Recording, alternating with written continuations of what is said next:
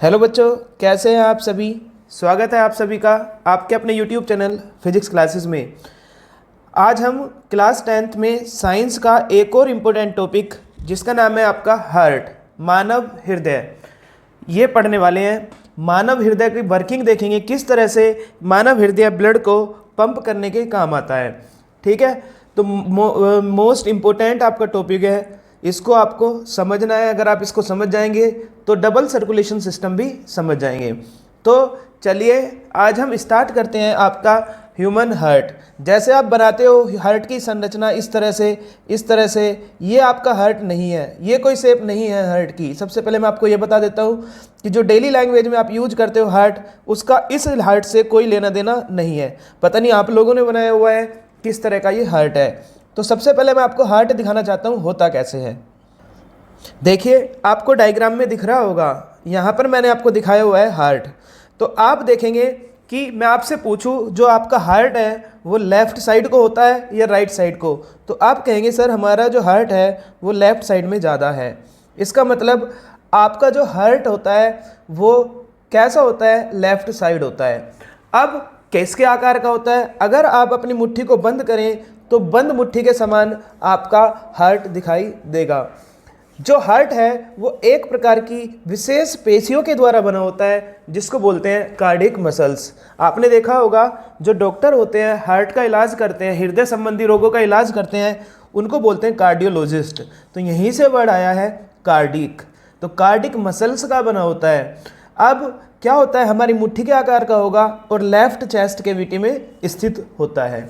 अब क्या होगा, यहाँ से आप देख सकते हैं इस तरह से एक और डायग्राम है हार्ट का, ये डायग्राम आप दिख रहा होगा। जब मैं आपको संरचना बढ़ाऊंगा हृदय की बाह्य और आंतरिक संरचना, तब मैं आपको समझाऊंगा इस डायग्राम के बारे में। आप देख सकते हैं बिल्कुल ध्यान से, ये आपका डायग्राम है हार्ट का। क्या उस हार्ट से लेना देना है जो आप बनाते हैं? नहीं है। ठीक है, तो अब हम लिखेंगे किसके बारे में, हार्ट के बारे में। तो हार्ट होता क्या है समझिए। सबसे पहले हार्ट, तो आप लिखेंगे क्या, देखिए सबसे पहले आप बोलेंगे जो हार्ट है किसका बना होता है, कार्डिक मसल्स का, यानी कि किसका, कार्डिक मसल्स, हृदय पेशियों, हृदय पेशियों का बना होता है। अब मैं आपसे पूछूं कि ये हृदय पेशियाँ ऐच्छिक होती है या अनैच्छिक, यानी कि वॉलेंट्री होती है या इनवॉलेंट्री, तो आपका आंसर आएगा सर जो हृदय की पेशियाँ होती है वो इनवॉलेंट्री होती है, अनैच्छिक होती है। मतलब हमारा इस पर कोई कंट्रोल नहीं है। जैसे हम अपने हाथ को चाहे तो मोड़ सकते हैं, चाहे तो सीधा रख सकते हैं, ये हमारे ऊपर डिपेंड है, हमारी इच्छा है, तो ये ऐच्छिक है। जो आपका हार्ट है, डाइजेशन है, क्या आप इस पर कंट्रोल कर सकते हैं? नहीं कर सकते, तो ये आपका इनवॉलेंट्री है। अब ये एक बंद मुट्ठी के आकार का होता है, बंद मुट्ठी के समान आपको दिखेगा आपका हार्ट। उसके बाद ये आपकी लेफ्ट चेस्ट कैविटी में स्थित होता है, लेफ्ट चेस्ट कैविटी, हिंदी में बोलते हैं बाएं वक्ष गुहा, बाएं वक्ष गुहा में स्थित होता है। और चौथा पॉइंट बात करें, क्या होता है, हृदय जो होता है बहुत ज़्यादा मुलायम होता है, तो क्या हुआ कि वो एक थैली में रखा होता है, उस थैली का नाम होता है पेरिकार्डियम। क्या होता है? पेरिकार्डियम। ऐसे समझ लीजिए आप केक लाए या आप मार्केट से कुछ सामान लाए, आपने उसको थैले में रख दिया अंदर, तो जो थैला है उस थैले का नाम है पेरिकार्डियम, नामक थैले में रखा होता है, थैले में रखा होता है। अब हार्ट का कार्य क्या है? ब्लड को पंप करना। तो जो हृदय है उसका कार्य क्या है? ब्लड यानी कि रुधिर को पंप करना। जो आपने बनाई हुई है धारणा कि हृदय धड़कता है, ये है वो है, इसे देखकर उसे देखकर, ऐसा कुछ भी काम नहीं करता हृदय। हृदय का काम होता है केवल ब्लड को पंप करना। जो हमारी एनसीईआरटी है वो आपके हृदय का डायग्राम इस तरह से बनाती है। ठीक है, ये डायग्राम से आपको क्लियर हो रहा होगा यहाँ पर किस तरह से हृदय हमारा होता है। तो यहाँ पर आप देखेंगे जो हृदय है उसके अंदर 4 चैम्बर होते हैं। कितने चैम्बर होते हैं? 4। चैम्बर का मतलब है सिंपल कमरे। क्या है? कमरे। एक कमरा, 2 कमरे, तीसरा और ये आपका चौथा। कितने चैम्बर होते हैं? 4। तो जो हम मनुष्य होते हैं हमारे अंदर कितने कमरे होते हैं? 4। जो ऊपरी वेसम होते हैं, ऊपरी वेसम यानी कि अपर चैम्बर, उनको वेसम भी बोल सकते हैं, कक्ष भी बोल सकते हैं, चैम्बर भी बोल सकते हैं। ऊपरी चैम्बर को हम क्या बोलते हैं? ऊपरी चैम्बर को बोलते हैं हम अलिंद। क्या बोलते हैं? अलिंद या वेंट्रिकल। और जो निचले होते हैं, निचले वेशम या कक्ष या चैम्बर, उनको हम क्या बोलते हैं? उसको बोलते हैं निलय। क्या बोलते हैं? निलय या वेंट्रिकल। वेंट्रिकल इसको बोलते हैं, सॉरी, एट्रियम। क्या बोलते हैं? एट्रियम। एट्रियम। ठीक है, जो ऊपर वाले वेसम होते हैं, कक्ष होता है, उसको ब्लड को पंप नहीं करना होता, उसको केवल ब्लड को स्टोर करना होता है। तो उसकी जो दीवार है, दीवार वो पतली होती है। दीवार कैसी होती है? पतली। और जो नीचे वाले हैं उसको ब्लड को पंप करना होता है, तो इनकी दीवारें कैसी होती हैं? मोटी। कैसी होती है? मोटी। क्यों? क्योंकि ये ब्लड को क्या करता है? रिसीव करता है केवल। और जो ये है ये ब्लड को पंप करता है। क्या करता है? पंप करता है। तो अब आप देखोगे कि जो आपका हृदय बनेगा इस तरह से 4 उसके अंदर चैम्बर आएंगे। ये डायग्राम आपको देखना है, समझना है। ठीक है, देखिए जो आपका हृदय आएगा इस तरह से उसमें 4 चैम्बर आएंगे। ये देखिए, एक ये आपका एक चैम्बर या 2 चैम्बर है, और इस तरह से और डिवाइड कर दिया तो आपके कितने चैम्बर हो गए? 4। तो हृदय के अंदर आपके 4 चैम्बर होते हैं। ऊपर वाला पार्ट कहलाता है अलिंद, नीचे वाला कहलाता है निलय। अब अलिंद को बार बार हम इतना बड़ा नहीं लिखेंगे, वर्ड नाम नहीं देंगे, हम इसको सिंपल बोल देंगे एट्रियम, यानी कि अलिंद ए। अलिंद ना लिखकर इसको क्या दे देंगे? ए। तो ऊपर वाला ए और नीचे वाले क्या होते हैं? निलय। तो इसको हम क्या बोलेंगे? Ventricle V. Ventricle V. अब आप देखेंगे कि जो आपका ये वाला साइड है, कौन से वाली? ये वाली जो साइड बनेगी, ये साइड लेफ्ट बनेगी, ये साइड राइट बनेगी। तो इसको बोलते हैं लेफ्ट एट्रियम, इसको बोलते हैं राइट एट्रियम, इसको बोलते हैं लेफ्ट वेंट्रिकल, इसको बोलते हैं राइट वेंट्रिकल। यानी कि बायां अलिंद, दायां अलिंद, बायां निलय, दायां निलय। दोबारा समझ लीजिए, ऊपर वाले अलिंद, नीचे वाले निलय। आपका जो आप लिखते हैं उल्टा लिखते हैं, तो इस साइड से जो राइट है वो लेफ्ट पड़ेगा और लेफ्ट वाला आपका क्या पड़ेगा? राइट पड़ेगा। तो जो लेफ्ट वाला होता है आपके पास, क्या होते हैं? जो लेफ्ट होते हैं, लेफ्ट में उसका काम क्या होता है? ऑक्सीजनेटेड ब्लड को डील करता है। तो उसके पास कौन सा ब्लड होता है? ऑक्सीजनेटेड। ऑक्सीजनेटेड ब्लड का मतलब क्या होता है? कि इसके अंदर ऑक्सीजन की मात्रा ज़्यादा है और कार्बन डाइऑक्साइड की मात्रा कम है। और जो राइट वाला पोर्शन होता है, ये वाला, इसके अंदर डीऑक्सीजनेटेड ब्लड होता है। डीऑक्सीजनेटेड ब्लड ये क्या काम करता है? इसके अंदर कार्बन डाइऑक्साइड ज़्यादा होती है और ऑक्सीजन कम होती है। अब ये दोनों आपस में ना मिल जाए, हमें, चूंकि हमें ज़्यादा ऊर्जा की आवश्यकता होती है, और ज़्यादा ऊर्जा, जितना ज़्यादा ऑक्सीकरण होगा फूड का उतनी ज़्यादा प्रोड्यूस होगी। तो जो आपका दायां अलिंद है, सॉरी, जो आपका दायां साइड है और बायां साइड है, एक में बहेगा, इसमें कौन सा रुधिर बहता है? शुद्ध, या आप बोल सकते हैं ऐसा रुधिर जिसमें ऑक्सीजन ज़्यादा हो, और इसमें अशुद्ध जिसमें कार्बन डाइऑक्साइड ज़्यादा हो। तो दोनों आपस में ना मिल जाए, इसलिए यहाँ पर एक सेपरेशन होता है। क्या होता है? सेपरेशन। और अब आप देखेंगे कि सेपरेशन के साथ साथ क्या होता है? जब ब्लड आएगा, एंट्री करेगा अंदर, तो एंट्री करने पर लेफ्ट एट्रियम से लेफ्ट वेंट्रिकल में जाएगा, तो यहाँ पर क्या होते हैं? वाल्व होते हैं। वाल्व क्या काम करते हैं? जो आपका ब्लड है उसका बैक फ्लो होने से बचाएंगे। मान लीजिए ब्लड यहाँ से लेफ्ट एट्रियम से लेफ्ट वेंट्रिकल में आया, तो ये दोबारा लेफ्ट वेंट्रिकल से ऊपर ना चला जाए, इसे बचाने के लिए क्या होते हैं? यहाँ पर वाल्व होते हैं। जिस तरह से नल होता है, नल के अंदर वाल्व होते हैं। वाल्व का क्या काम होता है? जो वाल्व होते हैं वो क्या काम करते हैं कि जो हार्ट है प्रिवेंट करते हैं back flow of heart. Prevent यानी कि बचाते हैं किससे, back flow of earth, back flow of blood. अब आपको ट्रिक याद रखनी है इसकी। कैसे आप ट्रिक याद रखेंगे, इसकी ट्रिक आप याद रख सकते हैं लोड से, LORD, ये आपकी ट्रिक है।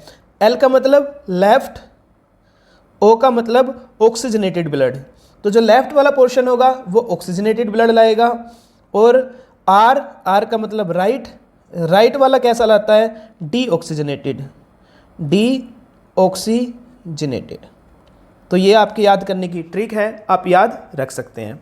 अब देखिए क्या होता है, अगर वाल्व का भी नाम आपको पूछना है तो ये बाइकस्पाइड वाल्व, इसको बोलते हैं बाइकस्पाइड वाल्व, और इसको बोलते हैं ट्राइकस्पाइड वाल्व, ट्राइकस्पाइड वाल्व।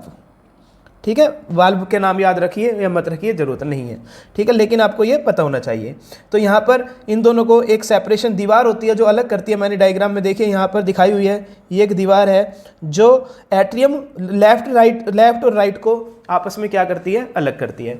अब देखते हैं किस तरह से हमारी बॉडी के अंदर ब्लड पंप होता है, हाउ ब्लड इज पंप। देखिए कि हम देखेंगे किस तरह, देखिए इंपॉर्टेंट है, समझना है आपको किस तरह से हार्ट आपका क्या करता है, पंप करता है। तो उसके लिए आपको ये डायग्राम समझना चाहिए, समझना होगा। क्या डायग्राम है, देखिए हमने मान लिया आपके पास हार्ट है, ये हार्ट का एक चैम्बर है, ये हार्ट का दूसरा चैम्बर है, और बीच में दोनों के क्या है, सेपरेशन है। एक चैम्बर ये है, दूसरा चैम्बर ये है। अभी मैंने आपको बताया, अब मैं बार बार नाम नहीं लिखूंगा कि यहाँ पर क्या है, यहाँ पर क्या है। अब यहाँ पर क्या होगा, आपके पास वाल्व होंगे, एक ये वाल्व है और एक ये वाल्व है, तो ये दो क्या है आपके पास, वाल्व हैं। ठीक है, अब आप देखेंगे कि ऊपर वाला मैं लिख देता हूँ लेफ्ट एट्रियम, नीचे वाला लेफ्ट वेंट्रिकल, इधर वाला राइट एट्रियम, ये वाला राइट वेंट्रिकल, दायां अलिंद दायां निलय, बायां अलिंद बायां निलय। अब क्या होगा, यहाँ से आपको समझना है किस तरह से आपका हार्ट पंप करता है ब्लड को। देखिए सबसे पहले क्या हुआ कि मैंने आपको श्वसन तंत्र पढ़ाया था। श्वसन तंत्र में आपका जो लंग्स था, क्या था, लंग्स यानी कि फेफड़े। फेफड़ों में एलोवेली नामक पार्ट से आपके ऑक्सीजन आकर मिल जाएगी ब्लड वेसल्स से, तो वहाँ पर आपका ब्लड कैसा आएगा, शुद्ध ब्लड आएगा। तो यहाँ से लंग्स से आपका शुद्ध ब्लड कैरी करेगा इस तरह से। तो ये लंग्स है, सबसे पहला प्रोसेस है, जो ये ब्लड आ रहा है ये कैसा ब्लड है, शुद्ध ब्लड, यानी कि प्योर ब्लड है। ये सबसे पहले आपके एंट्री करेगा, कहाँ पर एंट्री करेगा, सबसे पहले एंट्री करेगा आपके लेफ्ट एट्रियम में। और लेफ्ट एट्रियम में यहाँ पर किसके थ्रू एंट्री करता है, पल्मोनरी सिरा के, पल्मोनरी सिरा।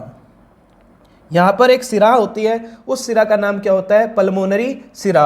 इसके अंदर मैं पूछूं कौन सा ब्लड है, तो आप कहोगे ऑक्सीजनेटेड ब्लड है, ऑक्सीजनेटेड ब्लड है, क्योंकि ब्लड कहाँ से आया है, लंग्स से। दोबारा समझ लीजिए, आपने लंग्स ने क्या किया, शुद्ध ब्लड यानी कि ऑक्सीजनेटेड ब्लड को भेजा पल्मोनरी सिरा से, किस में गया, वो लेफ्ट एट्रियम में। तो ये क्वेश्चन भी पूछा जाता है कि रुधिर सबसे पहले हृदय के कौन से भाग में जाता है, तो लेफ्ट एट्रियम में। अब क्या हुआ, लेफ्ट एट्रियम से दूसरा प्रोसेस क्या होगा, वो इस वाल्व के थ्रू, इस वाल्व का नाम था बाइकस्पाइड वाल्व, इस वाल्व के थ्रू दूसरे प्रोसेस में वो कहाँ जाएगा, लेफ्ट वेंट्रिकल में। अब ब्लड यहाँ पर आ गया लेफ्ट वेंट्रिकल में। समझिए क्या होता है इसमें, जैसे क्या होता है कि लेफ्ट एट्रियम ब्लड को रिसीव करता है तो वो कॉन्ट्रैक्ट, वो फैल जाता है, क्या हो जाता है, फैल जाता है। और जैसे ही उसको ब्लड को इस वाल्व के थ्रू नीचे भेजना होता है लेफ्ट वेंट्रिकल में, तो ये सिकुड़ता है, सिकुड़ेगा तो दाब लगाएगा, और दाब लगाने पर सारा का सारा ब्लड लेफ्ट वेंट्रिकल में आ जाएगा। जब ये सिकुड़कर, अब जब ये सिकुड़ेगा ऊपर वाला तो ये फैल जाएगा, जब ये फैलेगा तो ये सिकुड़ जाएगा। समझिए दोबारा क्या हुआ कि यहाँ से ब्लड आ रहा है, इसको ब्लड को रिसीव करना है, तो लेफ्ट एट्रियम यानी कि बायां अलिंद आपका फैलेगा, फैलने पर वो ब्लड को भर लेगा अपने अंदर। जैसे ही भर लेगा तुरंत क्या होगा, वो सिकुड़ेगा, वो सिकुड़ कर एक प्रेशर के साथ ब्लड को कहाँ भेज देगा, लेफ्ट वेंट्रिकल में। जैसे ही लेफ्ट वेंट्रिकल में पहुंचेगा, अब लेफ्ट वेंट्रिकल फैल जाएगा और ब्लड को रिसीव करेगा। फैलने के बाद क्या होगा, इसमें फिर सिकुड़न होगी। सिकुड़न के बाद जो लेफ्ट वेंट्रिकल है आपका, ये ब्लड को क्या कर देगा, पंप कर देगा और ब्लड यहाँ से निकल जाएगा। तीसरे प्रोसेस में ब्लड निकल जाएगा आपका कहाँ से, लेफ्ट वेंट्रिकल से। ठीक है, लेफ्ट वेंट्रिकल के थ्रू क्या हो जाएगा, बाहर निकल जाएगा। अब यहाँ पर आपको एक बात ध्यान देने की है कि लेफ्ट एट्रियम और लेफ्ट वेंट्रिकल एक बारी बारी से सिकुड़ता और फैलता है। ये सिकुड़ेगा तो ये फैल जाएगा, ये फैलेगा तो ये सिकुड़ जाएगा। ये ब्लड रिसीव कर रहा होगा तो ये पंप कर रहा होगा, ये ब्लड पंप कर रहा होगा तो ये रिसीव कर रहा होगा। तो आप देखेंगे शरीर को जो नीचे वाले पार्ट है वेंट्रिकल वाले, वो ब्लड को क्या करते हैं, पंप। इसलिए इनकी जो भित्ति होती है वो मोटी होती है। क्या होती है, मोटी। अब देखिए, पहले प्रोसेस लंग्स से आया ऑक्सीजनेटेड ब्लड, ये ब्लड एंट्री किया लेफ्ट एट्रियम में, वाल्व के थ्रू गया लेफ्ट वेंट्रिकल में। अब तीसरे स्टेप में क्या हुआ कि ये जो ब्लड है, ये जो आपका ब्लड है, इसको मैं लाल से दिखा देता हूँ। तो आपने देखा कि यहाँ से ऑक्सीजनेटेड ब्लड आया था, ऑक्सीजनेटेड ब्लड। अब तीसरे स्टेप में क्या होगा, ये ब्लड निकलेगा और निकलकर आपके मेन आर्टरी जिसका नाम होता है एरोटा, मुख्य धमनी, और इसका नाम होता है एरोटा, AORTA, एरोटा। इसमें से जाएगा। लाल क्यों दिखाया यहाँ पर, इसका मतलब है ऑक्सीजन लेकर आ रहा है। अब जो ये आपकी मेन एरोटा है, इसमें भी कौन सा ब्लड है, ऑक्सीजनेटेड ब्लड, ऑक्सीजनेटेड ब्लड। अब ये क्या हुआ, हार्ट ने पंप कर दिया ब्लड को, ऑक्सीजन युक्त ब्लड को। तो ये जो ब्लड है, ये शरीर के आपके ब्लड की आवश्यकता शरीर के हर एक पार्ट को है, हाथ पैर सबको, जितने भी बॉडी के ऑर्गन्स हैं सबको किसकी ज़रूरत है, आपके शुद्ध रक्त की। तो ये शुद्ध रक्त आपके कहाँ पर चला जाएगा, बॉडी के जो ऑर्गन है, जो आपकी बॉडी है उसके जो ऑर्गन है, वहाँ पर ये शुद्ध रुधिर चला जाएगा और उसको ऑक्सीजन दे देगा। क्या दे देगा, ऑक्सीजन। तो इस तरह से अब वो जो ब्लड था, वो ब्लड ऑक्सीजनेटेड ब्लड ना होकर डीऑक्सीजनेटेड ब्लड हो जाएगा, क्योंकि वो ब्लड सभी बॉडी के पार्ट को क्या दे आएगा, सभी बॉडी के पार्ट को आपका दे आएगा ऑक्सीजन को। अब उसके पास कार्बन डाइऑक्साइड की मात्रा ज़्यादा है। तो इस तरह से वो चला। अब यहाँ पर जो ब्लड है फोर्थ प्रोसेस में, वो आप देखेंगे ब्लड फोर्थ में जो ब्लड है वो डीऑक्सीजनेटेड है, डीऑक्सीजनेटेड। कैसा ब्लड है, डीऑक्सीजनेटेड, यानी कि इस ब्लड में कार्बन डाइऑक्साइड की मात्रा ज़्यादा है। और ऐसा जब ये जाएगा, यहाँ से जाने के बाद ये एंट्री करेगा आपके राइट एट्रियम में। कहाँ पर एंट्री करेगा, राइट एट्रियम में। किसके थ्रू एंट्री करेगा, मेन जो मुख्य आपकी सिरा होती है, मुख्य धमनी नहीं सिरा, मुख्य सिरा के द्वारा एंट्री करेगा, जिसका नाम होता है वीना कावा। और कौन सा ब्लड है ये, डीऑक्सीजनेटेड। तो यहाँ आप लिख सकते हैं अनऑक्सीकृत या डीऑक्सीजनेटेड ब्लड। ये जाएगा और ये अब मिल जाएगा किसमें, राइट एट्रियम में। जिस तरह से यहाँ प्रोसेस हुआ था, ये फैलेगी, जैसे ही ब्लड लेगी फैलेगी, फैलने पर स्टोर करेगी ब्लड को, और उसके बाद सिकुड़ेगी, सिकुड़कर धक्का देगी और ब्लड कहाँ पहुँच जाएगा, राइट एट्रियम में ट्राइकस्पाइड वाल्व के द्वारा। अब क्या होगा कि ये जो ब्लड है ये आपका डीऑक्सीजनेटेड है, ये राइट एट्रियम, राइट वेंट्रिकल इसको बाहर निकालेगी इस तरह से। इस तरह से ये ब्लड क्या निकलेगा, बाहर निकलेगा ऐसे। फिफ्थ स्टेप में ये बाहर निकलेगा ऐसे, और बाहर निकलकर ये आपके पल्मोनरी सिरा के द्वारा होता हुआ यहाँ पर आपको मिलेगी क्या, जब आप हार्ट की संरचना पढ़ेंगे, पल्मोनरी धमनी, जिसमें कैसा रुधिर बह रहा है, डीऑक्सीजनेटेड ब्लड। इससे होता हुआ दोबारा पांचवा स्टेप ये हो गया आपका। दोबारा क्या करेगा, पांचवा आप इसको लिख सकते हैं, पांचवा ये है और ये छठा है। होता हुआ दोबारा लंग्स में जाएगा, लंग्स फिर इसको 7वें स्टेप में क्या कर देगा, ऑक्सीजन की पूर्ति करके प्योर कर देगा, इसको ऑक्सीजन में, ऑक्सीजनेटेड ब्लड में कन्वर्ट कर देगा। तो इस तरह से आप देखेंगे कि हमारा ब्लड पंप होता है। दोबारा मैं आपको समझा देता हूँ एक बार। सबसे पहले क्या हुआ, लंग्स ने ब्लड को प्योर किया, ऑक्सीजन मिली। इसका मतलब क्या है, ब्लड में ऑक्सीजन मिली।